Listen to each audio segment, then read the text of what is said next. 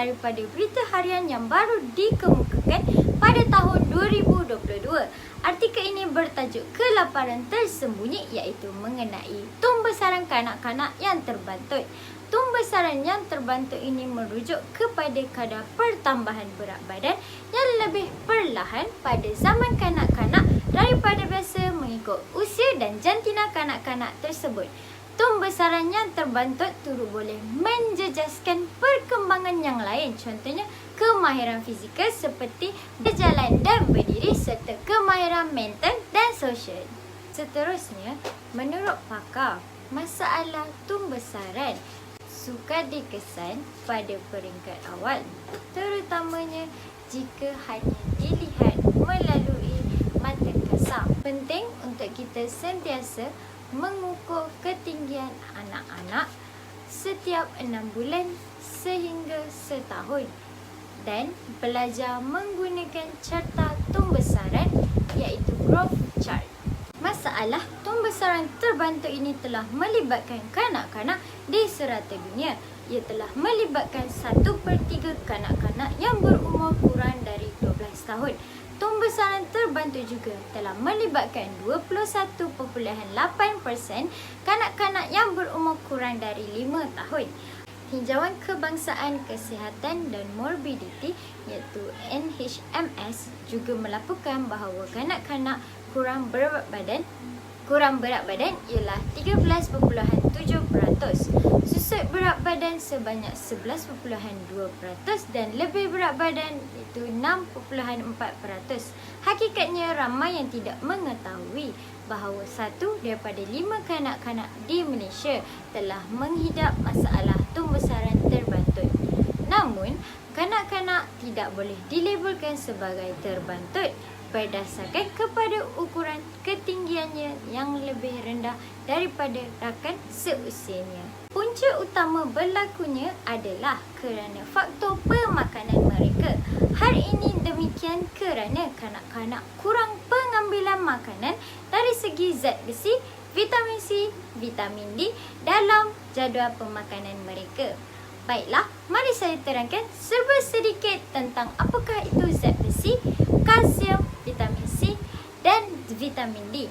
Zat besi ini dapat membantu kanak-kanak dalam membentuk hemoglobin, iaitu satu protein dalam sel darah merah yang akan membawa oksigen ke tisu-tisu yang terdapat di dalam badan kanak-kanak. Kalsium pula dapat membantu dalam membina tulang kanak-kanak. Kalsium ini juga dapat mengurangkan masalah tulang semasa awal alam kedewasaan, terutamanya kepada golongan wanita. Seterusnya adalah vitamin C. Ini penting bagi pembentukan kolagen. Kolagen adalah protein yang memberikan struktur kepada tulang, rawan, otak serta saluran darah dalam badan kita. Vitamin ini juga dikenali sebagai antioksidan semula jadi yang dapat melindungi sel daripada kerosakan yang disebabkan oleh radikal bebas.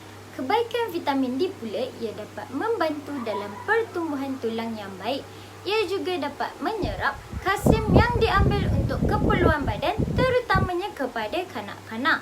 Dalam menyediakan makanan yang mempunyai zat, ia tidak cukup sekadar rasa kenyang, kerana sikap ambil ringan itu akan memberi kesan kepada tumbesaran anak-anak dalam jangka masa yang panjang.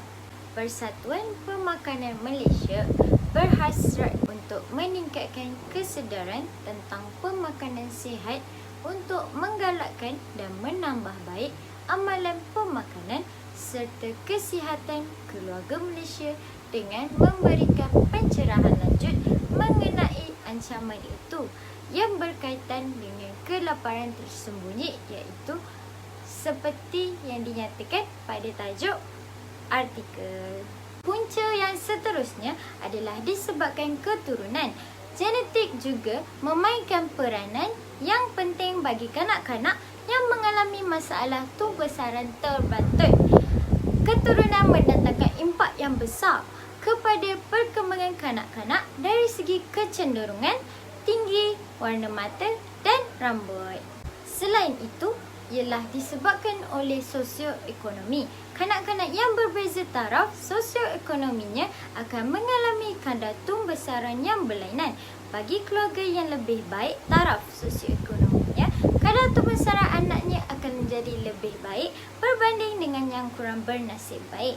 Sebagai contohnya, menerusi laporan NHMS iaitu pada tahun 2016 menyatakan bahawa 29.8% kanak-kanak terbantu adalah daripada keluarga yang berpendapatan RM1,000 ke bawah. Hormon tumbesaran kanak-kanak juga merupakan salah satu puncanya kanak-kanak mempunyai masalah tumbesaran terbantut. Kelenjar endokrin akan merembeskan berbagai jenis hormon ke dalam saluran darah. Secara tidak langsung, setiap perubahan akan memberi impak yang besar terhadap tumbesaran dan perkembangan kanak-kanak. Di samping itu, punca lahirnya kanak-kanak yang mempunyai tumbesaran terbantut ialah pencemaran udara. Pencemaran tersebut akan memberikan kesan negatif kepada organ pernafasan. Seterusnya adalah ciri-ciri ibu bapa sendiri, iaitu ketinggian dan pendedahan kepada penjagaan kesihatan semasa sedang hamil. Ibu berpotensi untuk melahirkan anak yang terbantut apabila ketinggiannya kurang daripada 150 cm serta bapa yang ketinggiannya kurang daripada 160 cm. Tempoh kehamilan seorang bayi sehingga usianya 2 tahun adalah tempoh yang kritikal untuk pertumbuhan, perkembangan dan kesihatan yang optimum.